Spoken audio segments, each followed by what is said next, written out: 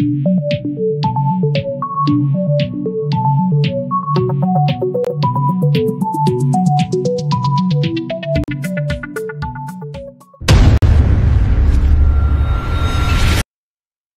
selamat datang dalam channel Kuliah Daring bersama saya Dudi Manhartono. Kali ini kita berada dalam kelas Cyber Culture. Ya, pada pertemuan perkuliahan kali ini kita akan membahas tentang identitas di Cyber Culture. Ya. Saya akan membawa dari perspektif buku yang ditulis oleh Seth Steven David Dowitz, ya, yang berjudul Everybody Lies. Di Indonesia sudah diterjemahkan. Semua orang berbohong dan apa yang dikatakan internet tentang diri kita. Itu yang disampaikan oleh David Dowitz. Oke, seperti biasa, silakan subscribe, centang tanda lonceng, berikan komentar supaya kita bisa berdiskusi lebih jauh, dan silakan share. Untuk mendukung perkembangan channel ini, silakan bisa memberikan donasi lewat saweria.co/kuring. Oke, baik, kita masuk ke pembahasan kita tentang identitas di cyber culture. Oke, di dalam dunia cyber, dalam budaya cyber, ada beberapa perspektif teoritis terkait identitas, ya. Ya, ini buku-buku atau pandangan-pandangan yang ditulis oleh para ahli sebenarnya jauh sebelum dunia cyber berkembang seperti hari ini. Ya. Saya menukil beberapa pandangan ahli dari Tarkle, seri Tarkle, identitas multiple selves, ya, multiple selves di dunia maya. Kemudian ini teori yang sangat klasik dari Erving Goffman tentang dramaturgi, bagaimana identitas sebagai sebuah performa, ya. Goffman memberikan pandangan pada front stage dan backstage. Kemudian adalah Manuel Castells, ya. Ini lumayan cukup baru pandangan Castells tentang identitas dalam masyarakat jaringan, ya, networking society. Dan kemudian saya menggunakan pandangan Foster atau menukil pandangan Foster tentang cyber identity sebagai konstruksi yang diskursif, ya. Ya, kita paham bahwa di dunia maya kita bisa mengkonstruksi identitas kita sebagai sesuatu yang kita inginkan, sebagai sebuah performa yang kita idamkan, gitu. Seperti halnya yang disampaikan oleh Tarkle bahwa identitas manusia, khususnya di dunia cyber, tidak tunggal dan stabil, ya, melainkan sebaliknya, jamak dan cair dan yang jelas kontekstual.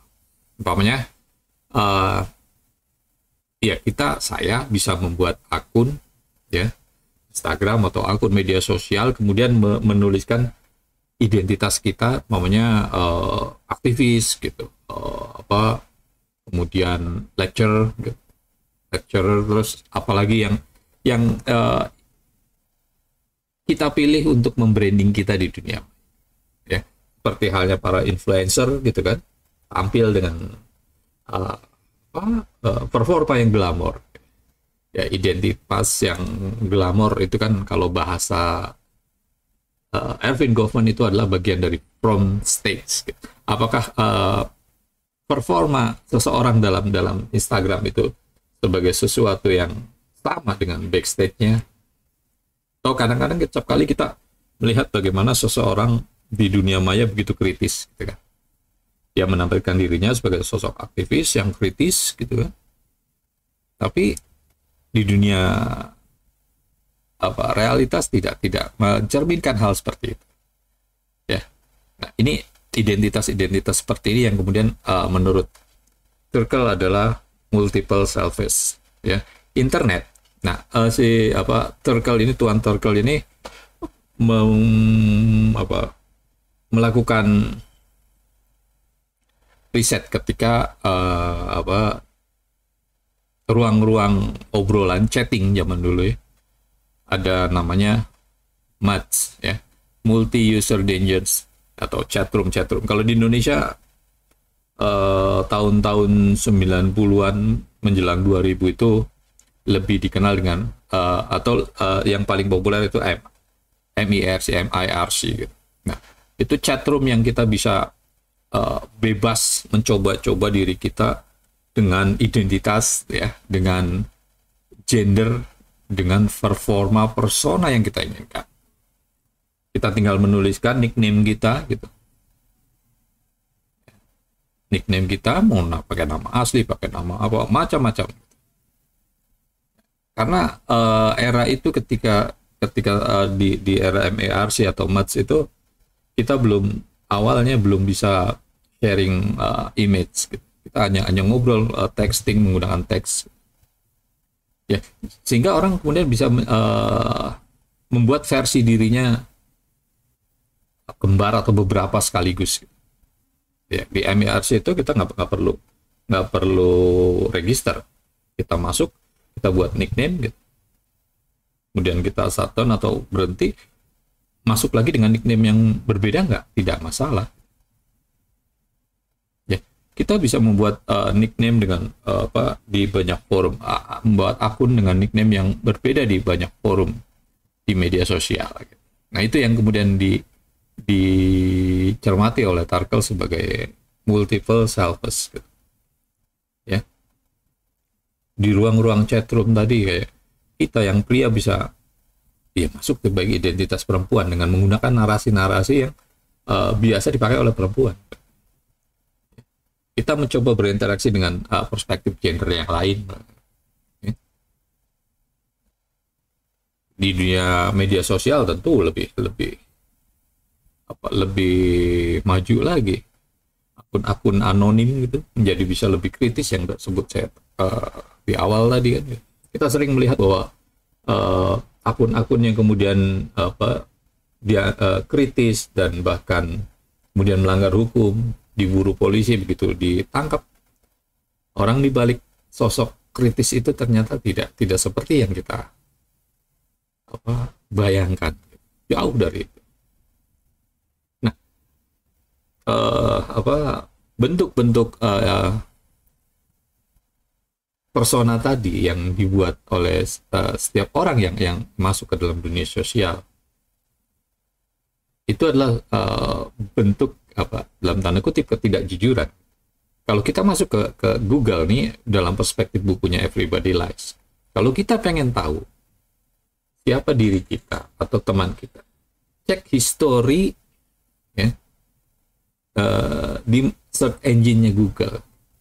Kalau zaman sekarang mungkin untuk melihat apa yang orang pikirkan, apa yang kita pikirkan, cek saja iklan yang muncul di laman media sosial kita.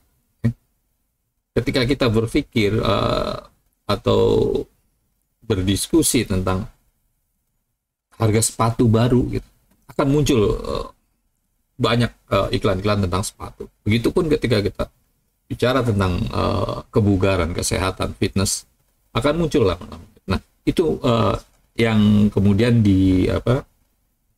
dikupas dalam buku Everybody Lies. Ya.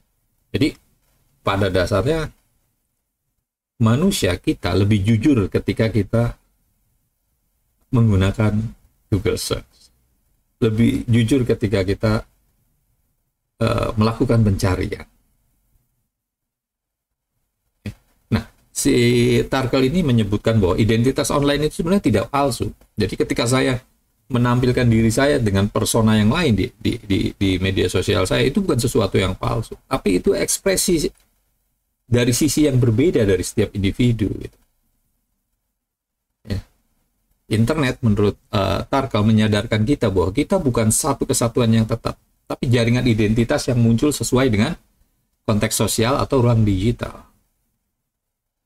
Di Twitter atau di X maunya, yang lebih banyak diisi oleh diskusi-diskusi politik, kita bisa menjadi bagian dari aktivitas politik itu gitu. Sementara di Instagram gitu atau di Facebook yang lebih family gitu, kita bisa menampilkan identitas yang berbeda. Atau kita kalau menggunakan aplikasi apa semacam Tinder gitu kan, ya, dating apps gitu, nah kita bisa memunculkan identitas-identitas yang berbeda tadi. Apakah itu palsu? Tidak. Itu adalah hanya sisi berbeda kata-kata. Ya. Kemudian ya, Erving Goffman itu teorinya yang paling terkenal adalah dramaturgi. Jadi pada dasarnya manusia itu menampilkan dirinya kepada orang lain. Itu adalah bagian dari front stage, ya, panggung depan. Dia mengilustrasikan manusia kita seperti lagunya God Bless, dunia ini panggung sandiwara gitu. Ini panggung besar menurut Goffman.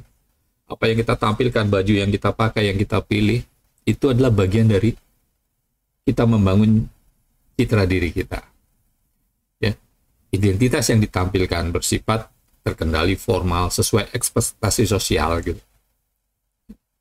Kita pengen dianggap santun, religius gitu kan, apalagi intelek. Ya, kita menampilkan performa itu. Tujuannya tentu memberi impresi, ya, impresi tertentu juga. Saya mengajar di kelas menggunakan bahasa yang formal, ya, bersikap profesional, ya, menjaga tingkah laku, menjaga tutur kata, atau memposting Instagram itu kan kita memilih postingan foto mana yang terbaik. Ada sekian banyak angle foto, kemudian kita cari foto yang terbaik. Nggak mungkin kita cari foto yang sebaliknya gitu. Ya. Nah, di backstage, panggung belakang, ini tempat individu melepaskan peran. Tadi saya berperan sebagai dosen dengan bahasa formal, tapi ketika di backstage, keluar dari panggung kelas, bergaul dengan sesama teman sebaya, ya kita menggunakan bahasa pergaulan sehari-hari gitu. Sesuatu yang tidak ditampilkan di panggung depan tadi. Ini identitas lebih santai, lebih pribadi, ya. Dan bahkan bisa jadi kontradiktif dengan identitas di front stage tadi gitu. Ya. Oke.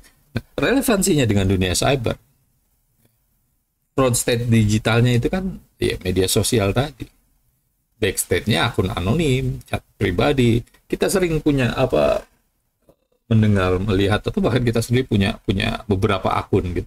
Ada akun yang memang menampilkan persona kita secara lebih jujur, tapi ada akun yang anonim yang ya untuk tujuan-tujuan tertentu lah. Lookers aja untuk mengintip atau mengamati sesuatu yang kita butuhkan. Nah, kalau kemudian kita melihat paparannya Manuel Castells sebagai identitas dalam masyarakat berjaringan, Castells melihat bahwa di akhir abad 20, ya, ini dunia sudah memasuki network society. Struktur sosial yang dibangun atas jaringan informasi global, komunikasi dan teknologi digital yang semakin maju. Sehingga identitas individu atau kolektif tidak ditentukan oleh hanya satu negara atau institusi tradisional seperti keluarga dan sebagainya, atau kelas sosial, tapi dibentuk oleh aliran informasi dan interaksi digital. Ya. Identitas sebagai proses sosial, bukan status bawaan, ya. Yang lahir dari sononya gitu, tapi proses pembentukan makna akibat dari tadi jaringan, ya, sesuai dengan konteks sosial, politik, budaya gitu. Umpamanya seperti yang Castells identifikasi, ada 3 setidaknya konstruksi identitas yang ditawarkan oleh Castells. Yang pertama, legitimizing identity, identitas yang dibangun oleh institusi dominan, negara, agama, politik untuk melegitimasi kekuasaan. Identitas saya sebagai nasionalis, sebagai seorang Indonesia Muslim gitu kan. Itu identitas yang akan ditampilkan melalui maunya simbol, lambang Garuda warna merah putih. Kalau dalam konstruksi keagamaan, ya melalui pakaian-pakaian tertentu yang mengidentitaskan bahwa kita adalah Muslim. Kemudian ada resistant identity, identitas yang dibangun oleh kaum, resistance oleh kelompok, ya, kelompok subordinat, ya, atau kelompok marginal atau kelompok perlawanan. Namanya komunitas LGBT+, ya, hacker activism, tadi gerakan anarkis, yang semuanya itu biasanya anonim. Dia membangun identitas baru, identitas sendiri yang melawan konstruksi identitas resmi yang dominan tadi, yang negara, agama dan sebagainya. Dan kemudian ada project identity, identitas yang dibentuk untuk menciptakan visi baru bagi masyarakat, ya. Ini post structure, jadi melampaui struktur lama. Arab Spring, climate activism, open source movement. Ini gerakan-gerakan sosial yang dibangun lewat internet. Indonesia gelap, apalagi kemarin Indonesia darurat, gitu. Itu identitas yang kemudian dibuat oleh kelompok-kelompok aktivis di dunia cyber. Identitas dalam era digital memungkinkan atau memberi tempat pada gerakan resistant identity tadi. Komunitas minoritas menemukan ruang berekspresi di dunia maya. LGBT sangat leluasa bermain di dunia maya. Gerakan feminisme atau gerakan-gerakan aktivis gender lain yang menawarkan perspektif gender yang berbeda, yang tidak hanya maskulin dan feminin, ada gender netral dan sebagainya. Atau project identity dengan membangun solidaritas transnasional, Black Lives Matter beberapa waktu lalu, atau Me Too juga. Ya. Identitas dalam jaringan makna selalu berubah, fleksibel, berlapis-lapis, sesuai konteksnya. Di Indonesia, Gejayan memanggil itu bagian dari project identity, ya, yang melahirkan sebuah gerakan sosial, gerakan politik bahkan. Ya, implikasi bagi dunia cyber, identitas tidak dilihat sebagai sesuatu yang tunggal dan permanen, tapi sebagai hasil negosiasi berkelanjutan di ruang digital. Hasil pergaulan kita berjejaring tadi, ya. Sehingga ruang maya atau cyber menjadi arena perebutan makna antara institusi yang legitimizing tadi, negara, agama, gitu, dengan kelompok marginal yang resistant identity, dan bahkan dengan aktivis project identity atau visi alternatif. Ya, ini yang dalam bahasa Sherry Turkle disebut multiple selfish tadi. Ya. Sedangkan dalam Castle lebih memilih lebih menekankan stressingnya pada dimensi politik dan kekuasaan dalam pembentukan identitas. Dia contohnya pada gerakan-gerakan politik lah. Ya. Resistant identity, umpamanya komunitas queer di Tumblr, di Reddit yang membangun identitas alternatif di luar norma yang dominan tadi. Ya, atau gerakannya Greta Thunberg, gitu kan, Project Identity, Friday for Future, untuk menciptakan satu generasi yang peduli dengan iklim. Oke, berikutnya kita melihat pemikiran Mark Foster tentang second media age, melihat media dan identitas, gitu. Bahwa media baru, internet, berbeda dari media tradisional, yang mana kita tahu media internet kita bisa berinteraksi, ya, tidak bersifat satu arah, tapi memungkinkan komunikasi many to many yang membuka peluang atau beragam pembentukan identitas. Jadi, menurut Foster, identitas itu sebagai sebuah diskursus. Tidak ada yang menentukan siapa kita sebenarnya, seperti halnya identitas biologis, gitu, laki-laki dan perempuan, tapi dibentuk oleh wacana, oleh diskursus yang beredar di media sosial. Identitas bukan esensi, bukan bawaan, lahir, kodrat, dan sebagainya, tapi hasil dari narasi yang kita gunakan untuk mengembangkan diri kita. Apakah kita menggunakan bahasa-bahasa formal, bahasa-bahasa pergaulan dan sebagainya, atau interaksi, respon orang lain di forum, media sosial, chat dan sebagainya.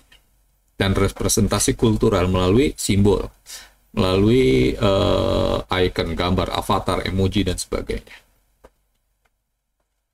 Jadi Foster bilang bahwa cyber identity adalah teks yang selalu ditulis ulang, ya, melalui praktik komunikasi di media pasif. Ini ada apa, dialektika, kursus, ada wacana yang ditawarkan antara kita dengan orang lain melalui media sosial. Sehingga identitas online tentu tidak stabil. Identitas adalah relasional, ya, terbentuk ketika kita berinteraksi dengan orang lain di ruang maya. Ya, sehingga berikutnya menurut Foster, identitas bersifat pragmatis dan multiple. Seorang bisa memiliki banyak identitas yang sah dalam konteks yang berbeda di ruang maya. Jadi, Kastner bilang bahwa identitas tidak bisa dilepaskan dari praktek komunikasi digital. Ruang maya itu menciptakan ruang diskursif, ya, untuk menawarkan wacana tentang identitas-identitas yang mau kita bahas. Contoh, ya, chatroom tadi di MARC gitu, kita menggunakan nickname, gaya bahasa yang membangun narasi sesuai dengan persona yang kita inginkan. Media sosial gitu, dengan cara kita memposting, membuat komentar dan sebagainya. Atau kalau main game avatar gitu, identitas digital memilih karakter, ya. Hal-hal semacam itu menurut Foster adalah hasil representasi diskursif, bukan reflektif langsung dari diri yang nyata.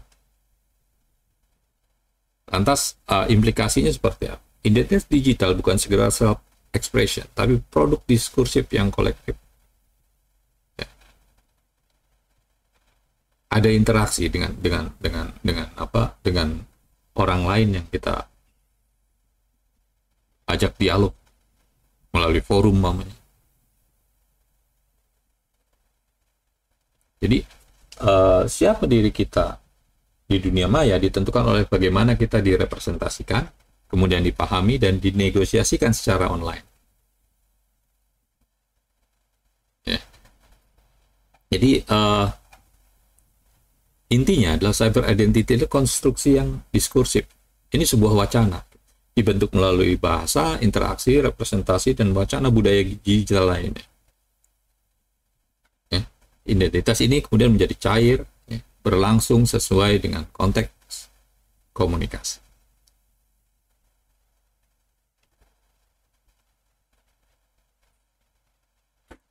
Nah, kembali ke buku Everybody Lies. Identitas publik dan identitas tersembunyi. Ini yang menarik kemudian dari bukunya Everybody Lies adalah bahwa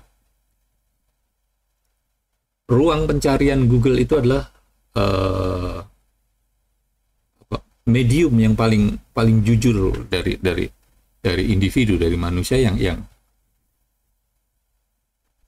selama ini menyembunyikan dirinya. Identitas publik bisa ditampilkan di ruang media sosial, di forum, di akun Instagram, tapi identitas tersembunyi terungkap melalui data pencarian di Google, platform online. Seperti saya bilang tadi bahwa kalau kita mau lihat siapa kita atau teman kita, lihat iklan apa yang muncul di laman media sosial. Itulah yang kita pikirkan, itulah yang kita cari selama beberapa hari ke belakang.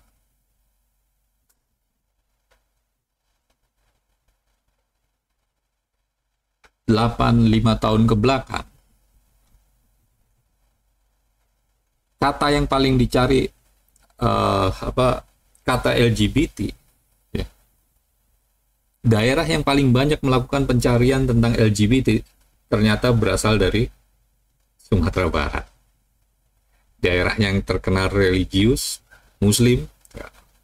Ternyata tren pencarian di Google menunjukkan hal yang berbeda dengan personifikasi performa di dunia nyata. Jadi fenomena everybody lies, orang lebih jujur di data digital dibanding survei, polling atau apapun gitu. Nah, kalau tren tahun 2024, ya, kata yang pencarian paling banyak adalah tenis kursi roda Paralimpiade. Kalau menggunakan apa itu, katanya orang banyak mencari apa arti kodam. Kemudian siapa yang paling cari di Google 2024? Bobi Kertanegara. Siapa Mayor Teddy? Itu banyak hal yang dicari. Nah, temuan bukunya David Dowitz bahwa data mengungkap big data, mengungkap sisi tersembunyi manusia. Google Search sebagai ruang pengakuan anonim. Data pencarian lebih jujur dibanding survei tradisional menggunakan polling, menggunakan survei yang selama ini. Kata-kata yang paling banyak dicari di Google ini tentu dari David Dowitz mengamati pada publik di Amerika adalah rasisme, seksualitas, dan kesehatan mental. Sehingga big data kemudian menjadi memberikan semacam Microsoft kecil untuk memahami komunitas masyarakat. Makanya kalau kita nonton film Big Hack itu bilang bahwa algoritma media sosial lebih paham siapa diri kita ketimbang diri kita sendiri. Nah, kemudian kalau dikaitkan kemudian dengan teori ruang publiknya Jürgen Habermas, gitu. Peran big data dalam ruang publik digital, yaitu adalah forum diskusi, tempat identitas performatif, ya. Identitas kita yang ingin ditampilkan seperti apa, dibaca seperti apa, gitu. Tapi Google Search tadi adalah ruang private anonim yang lebih jujur. Ya.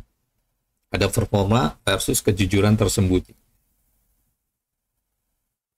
Ini yang kemudian hari ini data driven, sesuatu semuanya harus berbasis data.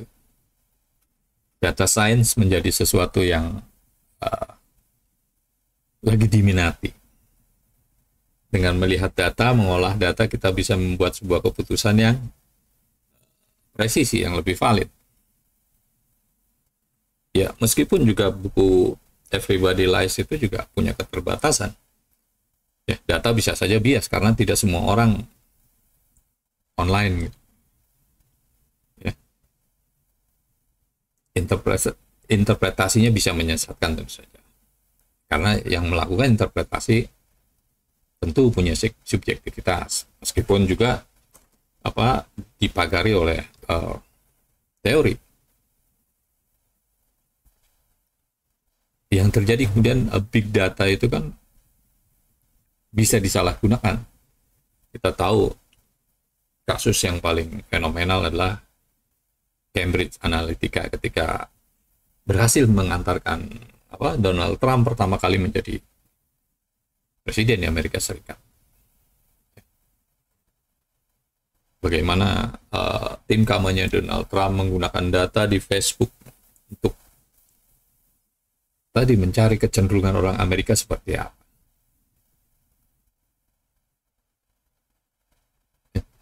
Kecenderungannya orang Amerika ternyata nggak menyukai Trump, tapi juga nggak peduli dengan Hillary Clinton lawannya ketika itu. Sehingga ketika data mengatakan Hillary yang menang, setidaknya mereka bilang bukan Trump. Anak-anak muda di Amerika merasa ya sudahlah, yang penting bukan Trump, sehingga mereka malas untuk datang ke bilik suara. Kemalasan mereka datang ke bilik suara ternyata mengubah keadaan. Trump jadi unggul gitu.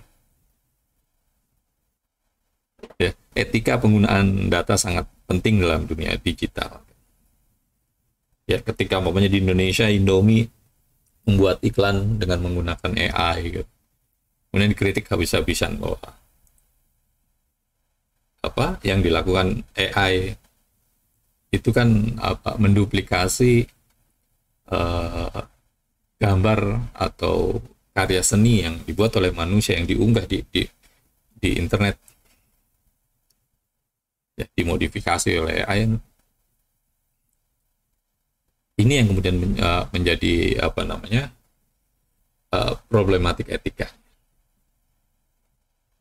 Nah, jadi identitas di ruang maya pada dasarnya bukan sesuatu yang permanen, bukan tetap. Ya, di ruang real sendiri kan muncul gugatan terkait dengan masalah gender. Peran perempuan ingin lebih diberikan ruang yang lebih terbuka. Apalagi kemudian di dunia maya. Oke, baik. Sekian pertemuan kita di kelas Cyber Culture pada sesi pembahasan tentang identitas digital. Sampai jumpa pada pertemuan berikutnya. Sebarkan benih kebaikan ilmu pengetahuan dengan men-share video-video kuliah daring. Kuliah daring, kuliah dalam genggam.